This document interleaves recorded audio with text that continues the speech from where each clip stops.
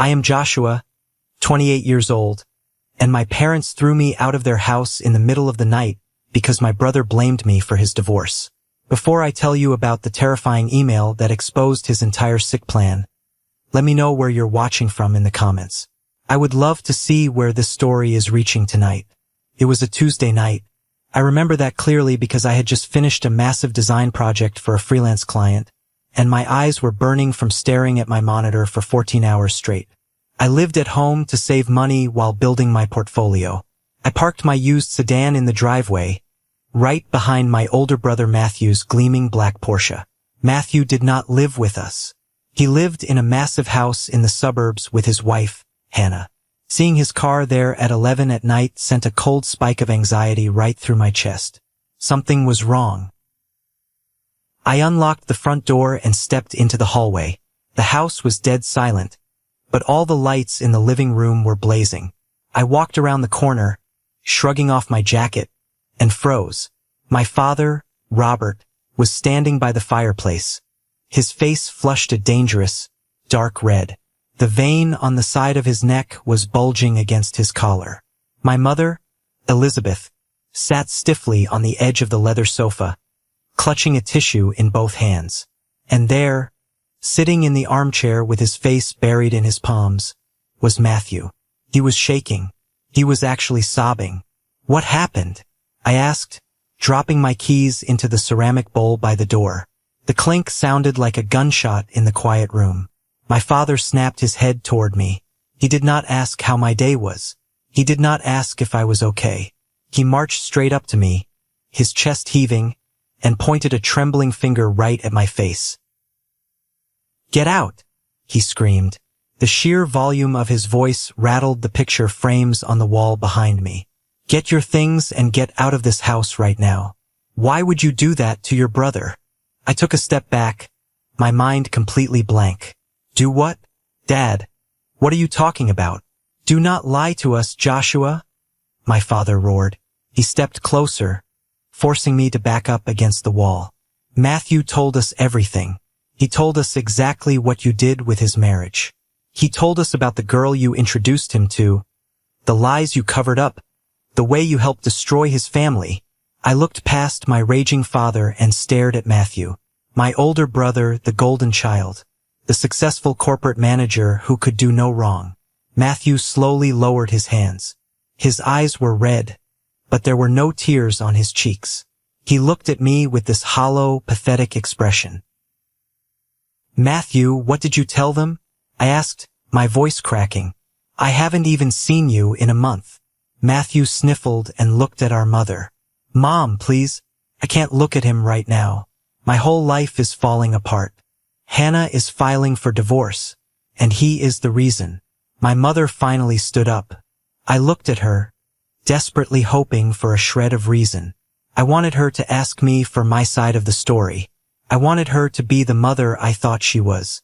Instead, she stared at me with pure, unadulterated disgust. It was a look you give a cockroach on the kitchen floor. "I have nothing to say to you, Joshua," she said, her voice ice cold. "You are completely rotten. Your brother is losing his wife. He might have to fight for custody of the dog, and his entire life is in ruins because of your sick jealousy." "Mom, this is not true. Please just listen to me," I begged, holding my hands out. "I don't even know what he is talking about. Who did I introduce him to? What girl?" "Stop talking," my father bellowed. Before I could even brace myself, my father grabbed me by the collar of my shirt and shoved me toward the front door. "I am not listening to your poison anymore. You are out of this family. Get out." He threw the front door open. The cold night air hit my face. Before I could process the physical shock, my father turned around and stormed down the hall toward my bedroom. I heard the sound of drawers being ripped open. I heard plastic bins crashing against the hardwood floor. "Dad, stop. My work stuff is in there," I yelled, running after him. My mother stepped into the hallway, physically blocking my path. She pushed her hands against my chest. "Do not go in there. You do not live here anymore." A minute later, my father emerged carrying a massive load of my clothes, my chargers, and my expensive work laptop. Without hesitating, he walked out the front door and threw everything onto the damp grass of the front lawn. My shirts scattered across the dirt. I heard the sickening crack of plastic as my laptop hit the edge of the concrete walkway. "No!" I screamed, dropping to my knees on the wet grass. I frantically grabbed my laptop, praying the hard drive was intact. This machine was my entire livelihood. My hands were shaking so violently I could barely zip it into my backpack. My father stood on the porch, glaring down at me. "Do not ever come back here. If you step foot on this property again, I will call the police and have you arrested for trespassing." He slammed the door shut. The deadbolt clicked. I knelt there on the dark lawn, surrounded by my scattered belongings. The sprinklers from the neighbor's yard were ticking in the distance. I looked up at the living room window. Through the blinds, I saw Matthew standing there. He wasn't crying anymore. He was just watching me. I shoved my clothes into garbage bags I found in my trunk. I threw my ruined electronics into the back seat. I got into my car, gripping the steering wheel so hard my knuckles turned white, and I drove away. I drove aimlessly down the empty streets of our suburban neighborhood, the streetlights flashing over the dashboard, wondering how 28 years of family history could be erased in less than 10 minutes. I truly believed that being discarded like actual garbage by my own parents was the worst thing that could ever happen to me. I was wrong, because what I did not know that night was that Matthew had not just panicked. He had executed a deliberate, calculated hit on my life. And 1 month later, an email would arrive that would blow his entire sick charade wide open. I spent that first night parked in a brightly lit gas station parking lot, terrified to close my eyes. By morning, my phone battery was at 4%. I called the only person I knew would pick up, my best friend, Carter. Carter lived in a cramped, one-bedroom apartment near the highway. When I showed up at his door carrying 2 black garbage bags and a backpack, I did not have to say a word. He took one look at my bloodshot eyes and my wrinkled clothes, grabbed the bags out of my hands, and pointed to his worn-out brown sofa. "Sit down," Carter said. He handed me a glass of cold water. "Tell me what happened." When I explained everything, Carter just sat there, shaking his head. He knew my family. He knew Matthew was the golden child, the son who got the expensive college fund while I had to take out student loans. He knew my parents worshipped the ground Matthew walked on because he was an executive and drove a Porsche. But even Carter was shocked by the sheer cruelty of it. "They didn't even ask you one question?" Carter asked, his brow furrowed in disbelief. "Not one," I said, staring at my shaking hands. "They just tossed me out, like I was nothing." I slept on Carter's couch for 4 days. The apartment smelled faintly of stale pizza and cheap laundry detergent, but it was safe. Every morning, I woke up with this crushing weight on my chest, hoping it was all a nightmare. I would immediately check my phone, expecting a text from my mom saying she was sorry, or a missed call from my dad asking me to come back and explain. Nothing. The silence from them was deafening. On the 5th day, I tried to call my mother. The call went straight to voicemail. I tried my father. Straight to voicemail. They had blocked my number. I sat on the edge of Carter's couch, the phone heavy in my hand, feeling a hot wave of humiliation wash over me. I was their son, and they had erased me with the push of a button. I could not accept it. I needed to see them. I borrowed Carter's car because mine was running on fumes, and I drove back to the house I grew up in. My heart was pounding frantically against my ribs as I walked up the driveway. The Porsche was gone. I rang the doorbell. I waited. A minute later, the door swung open, and my mother stood there.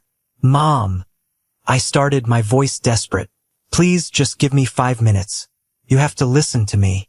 Her face hardened into stone.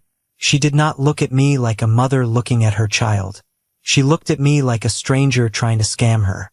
"I told your father you would try to slither back," she said coldly. "If you do not leave this porch right now, I am dialing 911.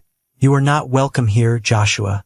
Your Aunt Sarah has already told the rest of the family what you did to your brother. Do not embarrass yourself further." She slammed the door in my face. The sheer finality of that wooden door hitting the frame broke something inside me. Aunt Sarah, of course, the biggest gossip in the family. Matthew had not just poisoned my parents. He was systematically destroying my reputation with every relative we had. I walked back to the car, my vision blurring with angry tears. But the betrayal was not over. Later that afternoon, my phone buzzed. It was a text from Dylan. Dylan and I had been close friends since high school, and he was also a buddy of Matthew's. I opened the message, expecting support. Instead, the words on the screen made my stomach drop. "Don't ever contact me again, man. Matt told me everything. I can't believe you would set him up with some random girl and help her hide from his wife. You ruined his marriage. You're sick. We are done." I typed out a furious reply. "Dylan, you know me. I didn't do anything. He is lying. Message not delivered." Dylan had blocked me too. Matthew was burning my bridges one by one, watching the flames from a safe distance. He had completely isolated me. I had no family, no extended relatives, and now my oldest friends were turning their backs on me. I was a social pariah, cast out for a crime I didn't even understand. But I was done crying. Sitting in Carter's dark apartment that night, eating cold noodles from a takeout box, a deep, bitter realization settled over me. I was not going to win them back by begging. I was not going to get my family to love me by showing them how much they hurt me. They did not care. I needed to know the exact details of the lie Matthew told. I needed to know who this mystery woman was. And I needed to survive. The next morning, I moved out of Carter's place. I found the cheapest, most rundown studio apartment in North Austin. The landlord, Mr. Charles, was a grumpy man who demanded 2 months of rent in cash up front. I handed over almost my entire savings, leaving me with exactly $42 to my name. The studio was tiny. The floorboards creaked, the pipes groaned, and the single window looked out over a dumpster. But the door had a deadbolt. I locked it, sat on the bare mattress on the floor, and opened my cracked laptop. I had to fix this. I had to find out the truth. And I had to start making money before I starved. I spent the next 3 weeks operating like a machine. I woke up at 6 in the morning, drank cheap instant coffee, and glued myself to my cracked laptop. I sent out hundreds of applications for freelance design work. My survival depended entirely on my ability to keep my head down and ignore the gaping hole where my family used to be. Mr. Charles, the landlord, knocked on my door on the exact day rent was due, tapping his thick gold ring against the cheap wood. He did not care about my sob story. He wanted his cash. The pressure of the ticking clock forced me to work harder than I ever had in my life. I barely slept. I ate generic canned soup. I wore the same 3 shirts. Eventually, the relentless grinding paid off. I landed a massive contract with a marketing firm run by a man named Mr. Gray. Mr. Gray was a no-nonsense CEO who valued fast, high-quality work over corporate politics. I delivered a branding package 3 days ahead of schedule. He called me personally, his voice booming through the phone speaker. "Joshua, this is excellent work. My team loves it," Mr. Gray said. "I know you're freelancing right now, but I want to offer you a full-time remote position. Good salary, full benefits. You earned it." When I heard the word salary, I actually had to grip the edge of my cheap desk to keep from falling out of my chair. It was a lifeline. It was stability. For the first time in a month, I felt a genuine spark of hope. I accepted the job immediately. I was finally standing on my own 2 feet. But the ghost of my brother's lie still haunted me. I could not move on until I knew the truth. Through a mutual acquaintance who hadn't completely cut me off, I finally managed to find out the name of the woman Matthew had blamed for his divorce. Her name was Chloe. She was a physical therapist who worked at a clinic near Matthew's corporate office.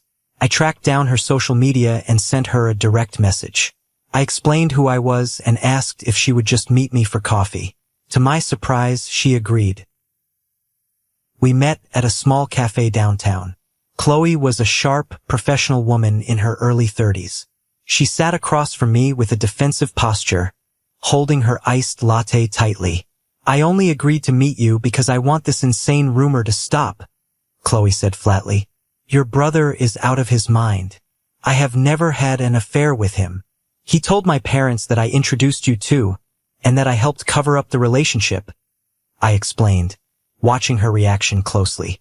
Chloe let out a harsh, bitter laugh. Introduced us? Joshua, I have never met you in my life until today. And as for Matthew, he was a patient at my clinic for a shoulder injury 6 months ago. That is the extent of our relationship. I am happily engaged. She pulled out her phone and slid it across the table. She showed me pictures of her fiancé, a tall guy with a beard.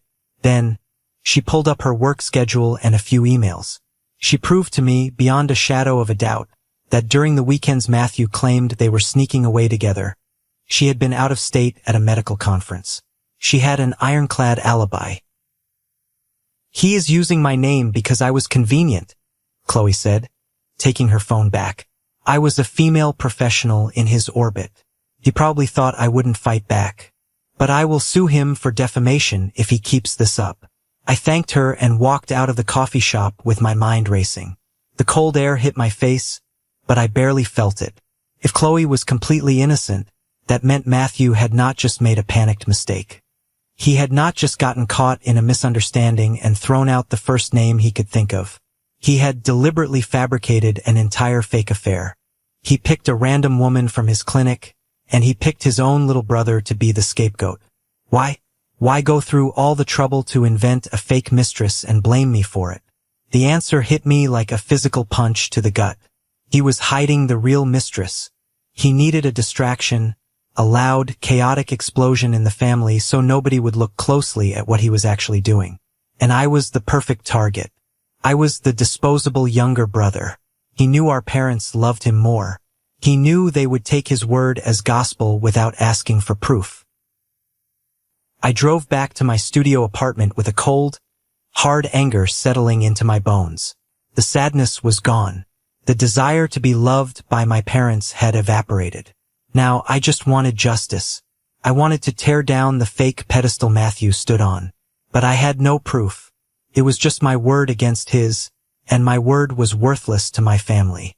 That night, I celebrated my new job by ordering a decent pizza instead of eating soup. I sat by the window, watching the rain hit the glass, feeling a strange sense of calm. I had a salary. I had a safe place to sleep. I was surviving. At exactly 11:42 p.m., my phone buzzed on the nightstand. I almost ignored it, thinking it was a spam email. But the screen lit up the dark room, and my eyes caught the subject line of the notification. Subject, you were never the problem. I sat up instantly. My heart started to hammer against my ribs. I grabbed the phone and opened my inbox. The sender's name was just an alphanumeric string, a burner email address. The message inside was terrifyingly brief. Joshua, you did nothing wrong. I should have told you sooner. Open the attachment before Matthew tries to rewrite this story again. My thumb hovered over the screen. A file was attached, a massive PDF document. For a second, a wave of pure terror washed over me. What if it was a virus? What if it was Matthew trying to mess with me again? But the wording, someone knew exactly what had happened. I tapped the screen. The file downloaded, and what I saw on the very first page made my blood run cold. The document opened, and the bright white light of the screen illuminated my dark apartment. I stopped breathing. The very first page was a screenshot of an email, officially stamped by a family law attorney. It was a formal declaration for a divorce proceeding. I scrolled down frantically. Page 2 was a massive compilation of text messages. The background of the text showed they were pulled from Matthew's phone, and the person he was texting was not Chloe. The contact name was saved as Olivia. I started reading, and my stomach violently lurched. The messages were explicit, reckless, and sickeningly affectionate. They talked about booking hotel rooms downtown. They talked about how annoying Hannah was. But what made me physically nauseous was a specific exchange dated 2 days before my parents threw me out. Olivia. Hannah is getting suspicious. What happens if she finds out? I'm not dealing with your crazy family. Matthew, don't worry about it. I already have a plan. If things blow up, I'll tell my parents it was a misunderstanding with that physical therapist, Chloe, and I'll say Joshua set us up. They hate Joshua's lifestyle anyway. They'll buy it instantly. Olivia, you'd throw your brother under the bus? Matthew, he's a loser. It doesn't matter. They'll focus on being mad at him and I'll play the victim. Just lay low. I read that paragraph 5 times. He called me a loser. He mapped out my execution like he was planning a grocery run. He knew our parents favored him, and he weaponized their blind loyalty to protect his disgusting affair. I kept scrolling, my vision turning red with absolute fury. But the betrayal went even deeper. The next few pages were financial records, bank statements, credit card bills. There were thousands of dollars charged to luxury jewelry stores and high-end restaurants, all for Olivia. But the most damning document was a bill of sale. Matthew had secretly sold his black Porsche. I stared at the paperwork in disbelief.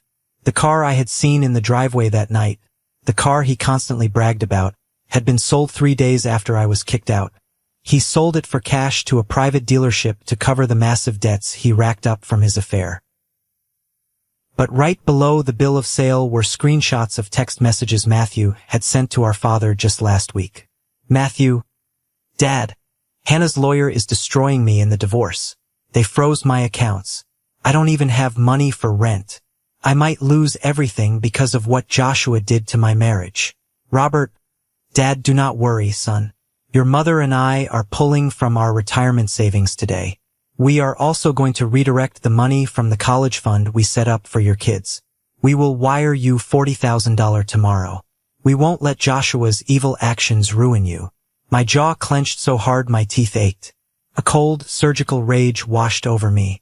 Matthew was not just using me to hide his mistress. He was using my exile to actively scam our parents out of their life savings. He sold his luxury car to pay off his mistress's debts, then cried poor to our father, blaming me to steal their money. And my parents, in their infinite stupidity and bias, handed him their retirement cash without asking a single question.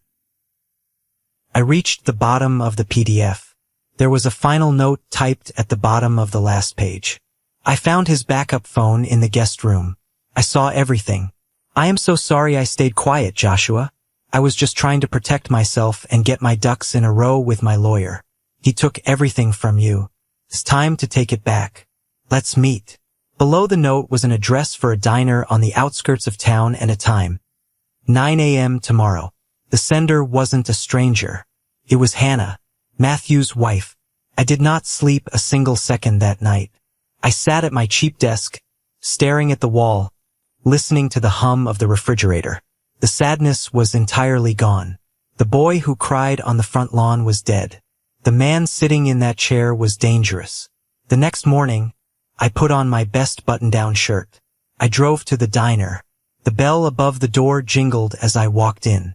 Hannah was sitting in a booth in the back, nursing a black coffee. She looked exhausted, with dark circles under her eyes, but her posture was rigid and determined. I slid into the booth across from her. I didn't say hello. I just looked at her. You brought the physical copies? I asked, my voice terrifyingly calm. Hannah reached into her large tote bag and pulled out a thick, heavy manila folder. She slid it across the sticky Formica table. Everything is in there, Hannah said quietly. The texts with Olivia, the car sale, the wire transfers from your parents. My lawyer said I have enough to absolutely destroy him in the divorce. I'm taking the house. I'm taking full custody of the dog. He is getting nothing. Why give this to me? I asked, tapping the folder. Because destroying him in court isn't enough, Hannah replied, her eyes flashing with a cold fire. He destroyed your relationship with your family to cover his tracks. He's sitting in your parents' house right now, eating their food, spending their retirement money, and playing the victim. He needs to lose them, too. I looked at the folder. The weapon I needed was right here. It was heavy, undeniable truth. Are my parents home right now? I asked. Hannah checked her watch. Yes, it's Sunday morning. They are all there, having a nice, Peaceful family breakfast. I grabbed the folder and stood up. Let's go ruin their breakfast. Hannah and I drove in separate cars. I pulled up to the curb of my childhood home. The grass where my laptop had shattered a month ago was perfectly manicured. The house looked quiet, pristine, and entirely built on lies. I walked up the driveway with Hannah right beside me. I did not bother knocking. I reached into my pocket, pulled out the spare key my parents had forgotten to demand back, and unlocked the front door. We stepped into the foyer. The smell of bacon and fresh coffee drifted from the kitchen. I heard laughter. It was my mother, chuckling at something Matthew said. The sound made my blood boil. I walked straight into the dining room. My father was reading the newspaper at the head of the table. My mother was pouring orange juice. Matthew was sitting there in his expensive cashmere sweater, cutting into a pancake. The moment they saw me, the laughter died instantly. The room went dead silent. My mother dropped the juice pitcher onto the table with a loud thud. My father stood up so fast his chair tipped backward and crashed onto the floor. "How dare you come into this house?" My father roared, his face turning that familiar, dangerous shade of red. "I told you I would call the police. Get out before I have you arrested." "Call them," I said, my voice dangerously steady. I did not flinch. I did not back away. I walked right up to the dining table and slammed the thick manila folder down right next to Matthew's plate. Matthew looked at the folder. Then he looked at Hannah standing behind me. The color completely drained from his face. He suddenly looked like a ghost. "What is this?" my mother demanded, pointing a shaking finger at Hannah. "Hannah, what are you doing here with him? He ruined your marriage." "No, Elizabeth," Hannah said, her voice dripping with venom. "Your golden boy ruined his own marriage. Joshua had absolutely nothing to do with it." My father stared at Hannah, confused. "What are you talking about?" "Matthew told us about the physical therapist." I opened the folder. I pulled out the first stack of papers and spread them across the polished dining table. "There is no physical therapist, Dad," I said coldly. "Her name is Olivia. Read the texts." My father hesitated, then picked up the pages. My mother leaned in to look. I watched their eyes dart back and forth across the printed text messages. I watched them read the explicit details of their favorite son's affair. I watched them read the exact message where Matthew called me a loser and planned to use me as a scapegoat. This is fake," Matthew stammered, his voice cracking. He tried to stand up, but his knees hit the table. "Dad, it's fake. Joshua fabricated this to get back at me." "Shut up," my father snapped. It was the first time in my entire life I had ever heard my father speak to Matthew with that tone. I did not stop. I pulled out the next stack of papers, the financial records. "Now let's talk about the money, Dad," I said, my voice echoing in the quiet room. "You wired him $40,000 from your retirement and the kids' college fund, right? Because his accounts were frozen." My father looked up, his face pale. "How do you know about that?" I slammed the bill of sale onto the table. "Because his accounts aren't frozen. He sold his Porsche 3 days after you kicked me out. He got $60,000 in cash for it to pay off the debt he racked up buying jewelry for his mistress. Then he came here, cried his fake tears, and stole your retirement money." My mother gasped, pressing her hand over her mouth. She looked at Matthew, her eyes wide with horror. "Matthew, is this true? You sold the car? You took our money?" Matthew was cornered. He looked frantically at the doors, at the windows like a trapped rat. "Mom, listen. Olivia was just a mistake. And the money, I needed it, I was stressed." "You framed your own brother," my father bellowed. The rage that had been directed at me a month ago was now aimed directly at the golden child. My father stepped toward Matthew, grabbing the collar of his cashmere sweater. "You lied to our faces. You stole our money. You let me throw Joshua out onto the street." "Dad, please, I'm sorry," Matthew cried, actually sobbing this time. Real tears. But it was too late. My father dragged Matthew out of his chair. "Get your stuff." My father spat, his voice trembling with sheer fury. "Get your bags. Get out of my house." My mother did not try to stop him. She stood there, completely paralyzed by the realization of what she had done. 10 minutes later, I stood on the front porch with Hannah. We watched as my father physically threw Matthew's expensive suitcases out the front door. They tumbled down the steps and landed on the exact same patch of grass where my broken laptop had landed. Matthew stood on the lawn, crying, humiliated, holding a single bag. He looked up at my parents standing in the doorway. Then he looked at me. "Joshua, please say something," Matthew begged, his voice pathetic and weak. "Tell them to stop. We're brothers." I looked at him standing in the dirt. I felt absolutely nothing. No pity, no sadness, just closure. "Now you know how it feels," I said. I turned my back, walked to my car, and drove away.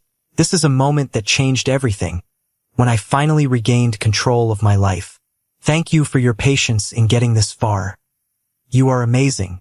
Please like the video and leave a comment below to let me know you've been with me. This will not only help more people find this story, but also let me know that my experiences are meaningful to someone. Your support is the biggest motivation for me to continue sharing the rest of this journey. The satisfying crash of Matthew's life hitting rock bottom was loud, but people like my brother do not just walk away quietly when their fake world collapses. They claw at whoever is closest, and 2 days later he tried to claw at me. It was a Tuesday evening. I was sitting at my desk in my studio apartment, finalizing a design project for Mr. Gray. I had just received an email confirming that my first real salary paycheck had been deposited into my account. I was finally breathing easy. Then, a heavy, frantic pounding started at my door. I looked through the peephole. It was Matthew. He looked like a complete wreck. His hair was greasy. His expensive clothes were wrinkled, and he had dark, bruised-looking bags under his eyes. I opened the door, leaving the chain lock attached. "What do you want?" I asked flatly. "Josh, let me in," Matthew pleaded, pushing his face near the crack in the door. "Dad cut off my credit cards. Hannah kicked me out of the house. Olivia won't answer my calls now that the money is gone. I have nowhere to go. Let me crash here." I stared at him. The sheer audacity of this man was breathtaking. He had manipulated our parents into throwing me away like trash, and now that his lies had blown up in his face, he expected me to save him. "You are not coming in here," I said calmly. "Go stay at a hotel." "I don't have any money," Matthew yelled, his voice cracking with desperation. "Mom and Dad won't even answer the phone. You have to help me, Joshua. I'm your brother. You owe me." "I owe you nothing," I replied. "You made your choices. Now live with them." I went to shut the door. Suddenly, Matthew's demeanor flipped. The pathetic begging vanished, replaced by a vicious, unhinged anger. He shoved his foot into the doorframe, preventing me from closing it. "You did this to me," he screamed, his face twisting with rage. "You and Hannah. You ruined my life. If you hadn't brought those papers to the house, none of this would be happening. You're going to pay for this, you little punk." He started slamming his shoulder against the door, trying to break the chain. The cheap wood of the doorframe splintered. I didn't argue. I didn't yell back. I simply pulled out my phone, dialed 911, and put it on speaker so he could hear the operator answer. "Yes, I need police assistance at my apartment immediately," I said clearly. "There is an aggressive man trying to break down my door." Matthew's eyes went wide.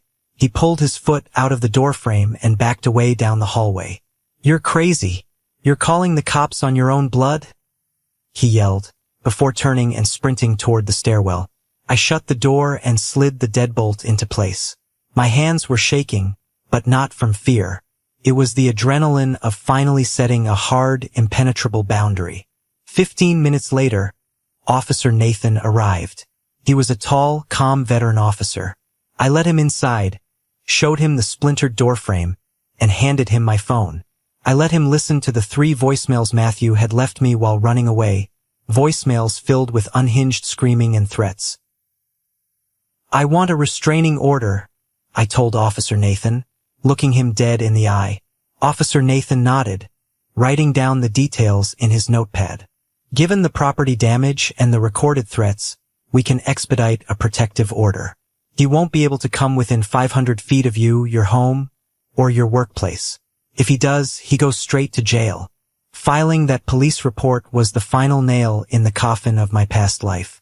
Within 48 hours, the legal paperwork was served to Matthew. He was officially barred from my existence. But the fallout wasn't just limited to Matthew. A week later, I received a long text message from my mother.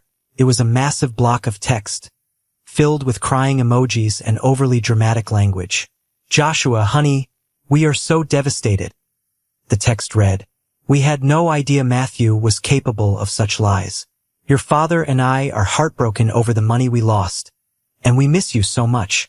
Family shouldn't be divided like this. The dust has settled now. Let's all meet for dinner this Sunday and move forward as a family." I read the message twice. I sat on my bed, staring at the glowing screen. Not once in that massive paragraph did she say the word, sorry. Not once did she apologize for refusing to listen to me. Not once did she acknowledge the trauma of throwing her own son onto the lawn in the middle of the night. She only mentioned the money they lost. They didn't want accountability. They just wanted to sweep their horrific behavior under the rug and pretend they were a happy family again because their golden child had turned out to be a fraud. They wanted comfort. I wanted peace. I typed a single sentence in response. "You made your choice that night. Live with it." I hit send. Then I went to their contact profiles and I blocked my mother. I blocked my father. I blocked Aunt Sarah, Dylan, and anyone else who had eagerly participated in my destruction. I put my phone face down on the desk. The apartment was quiet, but it wasn't a lonely quiet anymore. It was the quiet of a clean slate. I had survived the storm, and for the first time in my life, I was the one steering the ship. The weeks that followed that explosive Sunday morning were the quietest of my entire life. It was not the heavy, anxious, suffocating silence I had experienced while sleeping on Carter's lumpy couch. That old silence was filled with fear. This new silence was different. It was a clean, sweeping silence. It was the sound of a toxic foundation finally crumbling to the ground and settling into dust. I did not have to look over my shoulder anymore. I did not have to check my phone every 5 minutes, wondering if another relative was going to send me a hateful message based on Matthew's lies. The truth was out, and the truth is a remarkably effective shield. I did not have to go looking for information about what happened to Matthew. When a golden child falls from a very high pedestal, the shockwaves travel incredibly fast. Carter, who still had a few solid connections in our old hometown, called me one evening while I was sitting at my drafting table, sketching a new logo for a client. I put him on speakerphone, the warm glow of my desk lamp illuminating my workspace, and I listened. Hearing the details of Matthew's rapid decline felt like watching karma go to work with a heavy sledgehammer. Hannah's lawyer was an absolute shark in the courtroom. Matthew had assumed he could manipulate the legal system the same way he manipulated our parents, but a judge does not care about your charming smile or your expensive cashmere sweaters. The judge cared about the paper trail, because Matthew had deliberately drained their joint accounts to fund his secret affair with Olivia, and because he had actively tried to hide assets by selling his black Porsche for cash right before the divorce filings hit. The court showed him absolutely zero mercy. The financial discovery phase of the divorce was a bloodbath. Hannah kept the sprawling suburban house.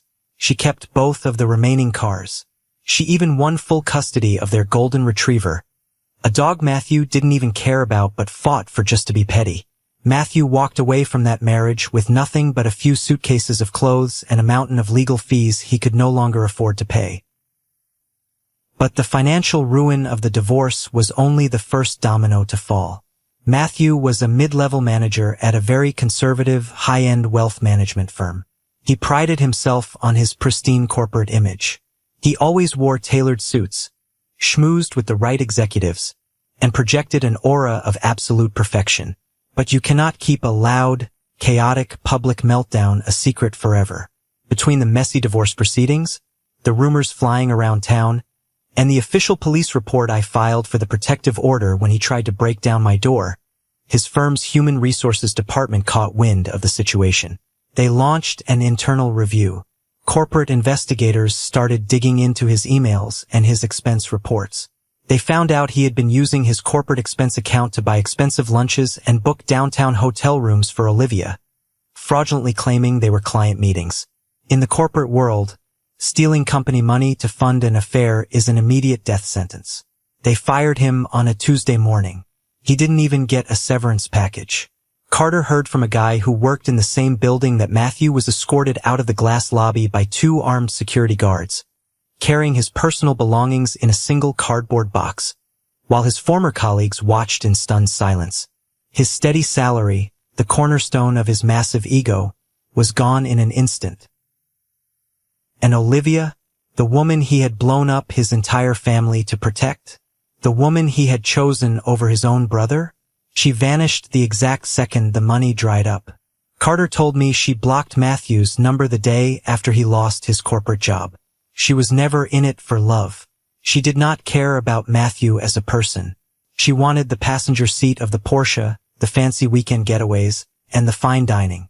The moment Matthew became a broke, unemployed liability with a ruined reputation, she dropped him without a single second thought. She packed her bags, walked out of the hotel room he had rented for her, and never looked back. With no wife, no mistress, no job, no salary, and no luxury car, Matthew had to face the harsh, freezing reality of the bed he had made. He had nowhere left to turn. Our parents, who had blindly handed over their retirement money and raided the family college fund to save him, finally cut him off. It was not out of some grand moral principle. It was not because they suddenly felt a deep, agonizing guilt about what they did to me. It was purely out of self-preservation. They realized he was a financial black hole.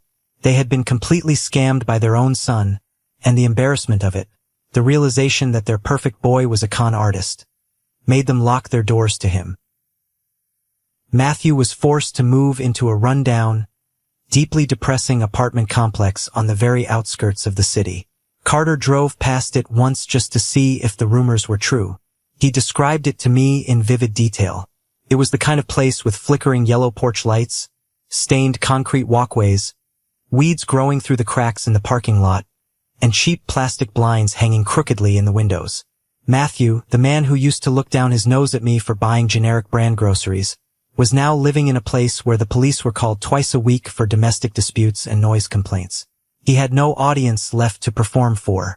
He had no one left to blame.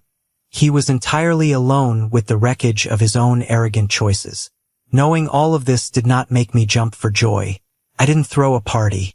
I didn't celebrate his misery. But it did bring me a profound, anchoring sense of closure. The universe had balanced the scales. The truth had acted like gravity, pulling everyone exactly where they deserved to be. Meanwhile, back in my world, the storm had passed, and the sun was finally coming out. Mr. Gray, the CEO of the marketing firm, called me into his office one Friday afternoon. I walked in, expecting a standard project review. Instead, he handed me a new contract. "Joshua, you stepped up when we needed you," Mr. Gray said, leaning back in his leather chair. "You handle pressure better than anyone on my team, and your creative instincts are flawless. I am bumping you up to senior art director. It comes with a massive increase in your salary, full stock options, and your own dedicated team." I shook his hand, walked out of that office, and felt like I could fly. That promotion changed everything. I was no longer just surviving. I was thriving. I started looking for a new place to live, eager to leave that cramped, depressing studio apartment behind me. But toxic families do not just let you go quietly into the night. When they lose control over you, they will eventually try to reel you back in using the only tactics they know: guilt, obligation, and financial manipulation. Without their golden child to focus on, and with the bitter, humiliating reality of their lost retirement savings staring them in the face, my parents suddenly remembered they had another son. The blocked texts and ignored phone calls eventually escalated to physical mail. 3 months after the explosive confrontation in their dining room, I walked down to the mailroom of my apartment building. Nestled between a utility bill and a grocery flyer was a thick, cream-colored envelope. I recognized my father's sharp, aggressive cursive handwriting immediately. My stomach did a brief, involuntary flip, a ghost of the old fear I used to carry. I carried the envelope back up to my studio. I made a strong cup of black coffee, sat down at my desk, and stared at it. I sliced it open with a penknife. Inside was a 2-page letter, written on my mother's expensive stationery. Joshua, the letter began. Your mother and I have spent the last few months doing a lot of soul-searching. The house is very quiet these days. We recognize that mistakes were made during Matthew's divorce. Tensions were incredibly high, and we were misled by people we trusted. We want to put this ugly chapter behind us. We are getting older, Joshua. Your uncle recently passed away, and attending his funeral made us realize how short life truly is. We need to start making concrete decisions about the estate, the remaining property, and your future inheritance. We simply cannot do that while this family remains fractured. Please call your mother. We are willing to forgive and forget. I read the letter twice. I sat back in my chair, looked at the ceiling, and actually let out a dry, hollow laugh that echoed in the small room. It was an absolute masterpiece of emotional manipulation. Mistakes were made. Notice how there was no "I made a mistake" or "we were wrong." The passive voice did all the heavy lifting to avoid taking any real, personal accountability. We were misled. They were still pushing the blame entirely onto Matthew, refusing to acknowledge their own vicious actions. They refused to admit that they were the ones who physically threw my belongings onto the lawn. They were the ones who looked at me with disgust. They were the ones who refused to let me speak a single word in my defense. And the absolute kicker, the most insulting part of the entire letter, was the dangling carrot of the inheritance. My father knew I had struggled financially in the past. He thought he could buy my forgiveness by hinting at a payday. He thought I was still that terrified, broke 28-year-old kid kneeling on the wet grass, begging for scraps of their approval. He thought he could wave a check in my face and erase the trauma they inflicted on me. He didn't know that my life had completely changed. He didn't know about my promotion. He didn't know that my new salary was more than enough to live incredibly comfortably. I didn't need a single dime of his conditional, toxic, blood-stained money. I would rather be broke for the rest of my life than accept a financial inheritance that required me to surrender my dignity.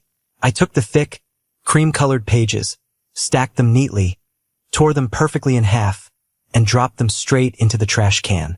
I did not write an angry reply. I did not call to yell at them. I let the absolute silence be my final answer.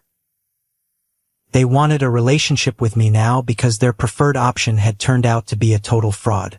They wanted the comfort of pretending they were good, loving parents without doing the agonizing, ego-crushing work of actually apologizing and changing their behavior. But I was no longer a backup plan. I was a person, and I absolutely refused to be a placeholder in my own family. That night, I went out for dinner with Carter and a few new friends I had made at the firm.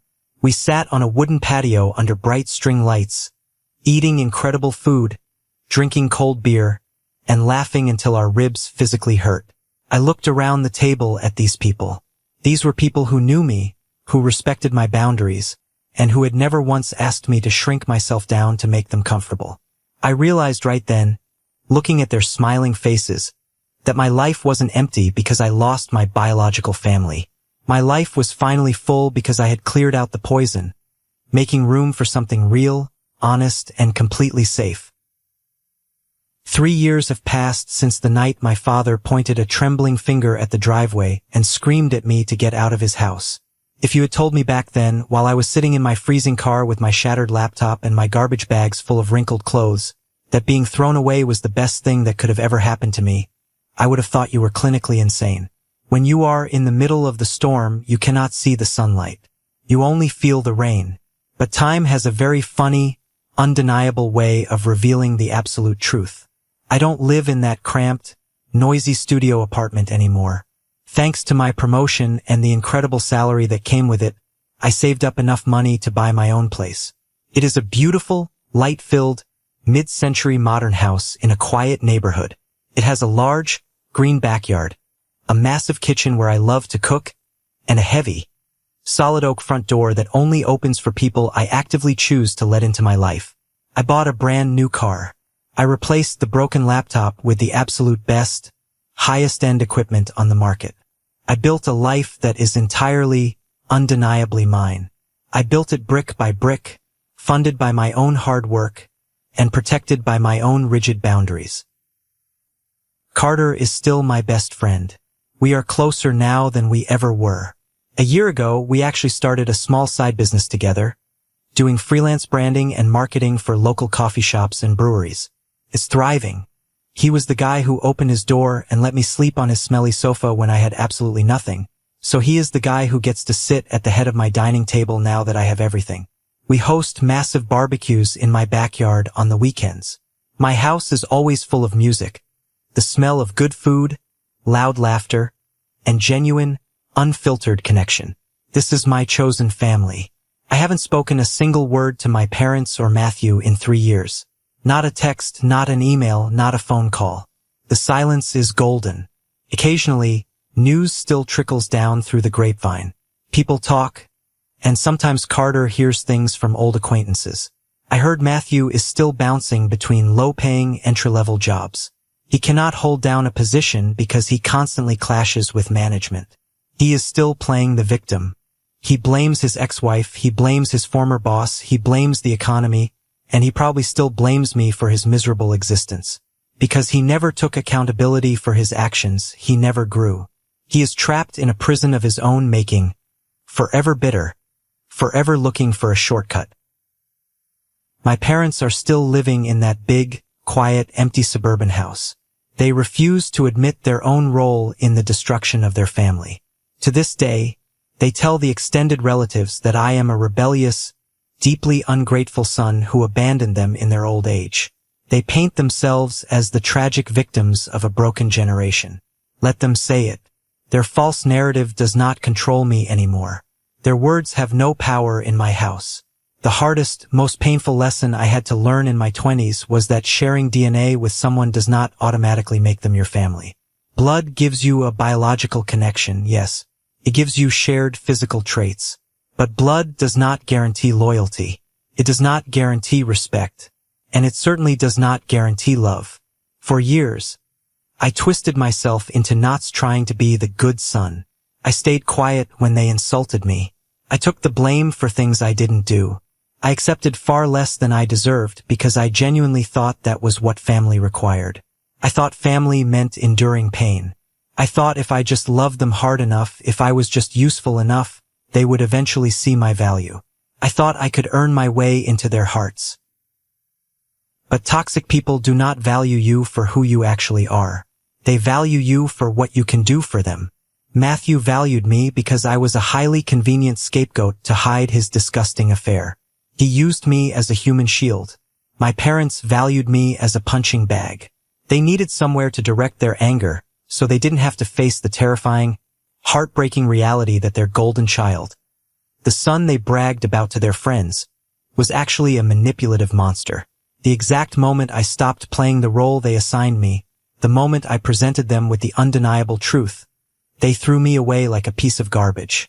And surviving the absolute worst, most complete betrayal from the very people who were supposed to protect me unconditionally, taught me how incredibly strong I actually am.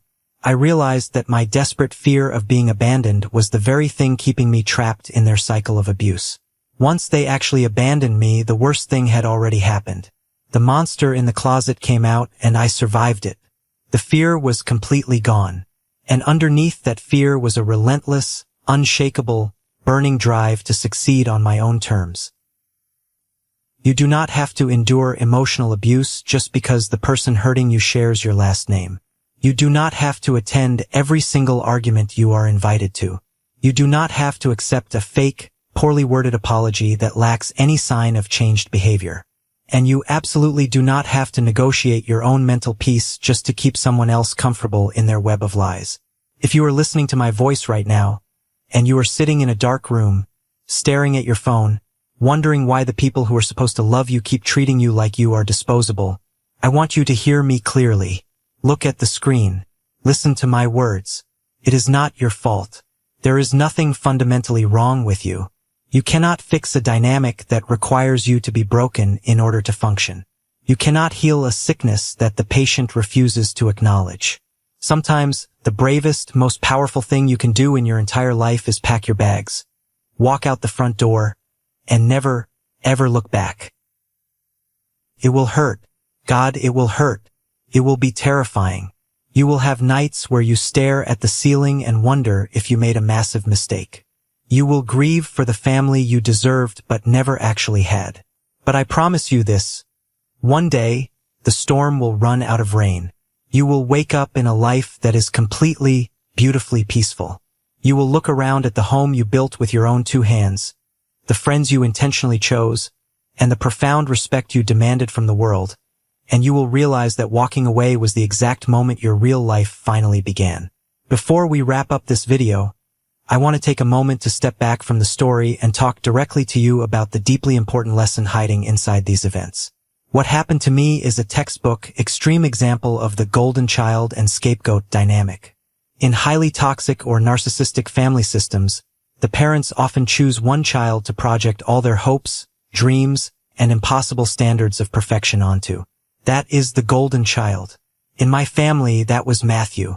The golden child can do absolutely no wrong, and their mistakes, no matter how severe, are always excused, covered up, or blamed on someone else. But to maintain that fragile illusion of absolute perfection, the family system requires a scapegoat. They desperately need someone to carry the blame, the shame, and the harsh consequences for the family's deep-rooted dysfunction.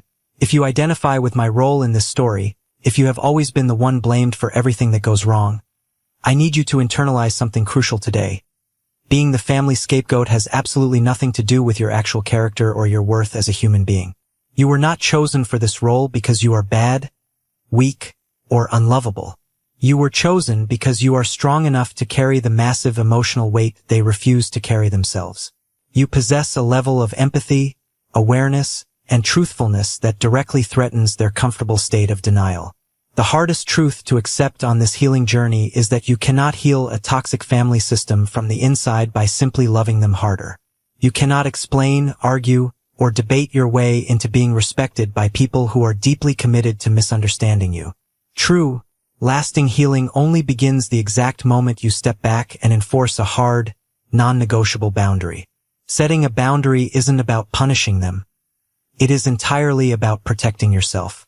It is about recognizing that your mental health, your emotional peace, and your future are sacred, and they are worth fighting for.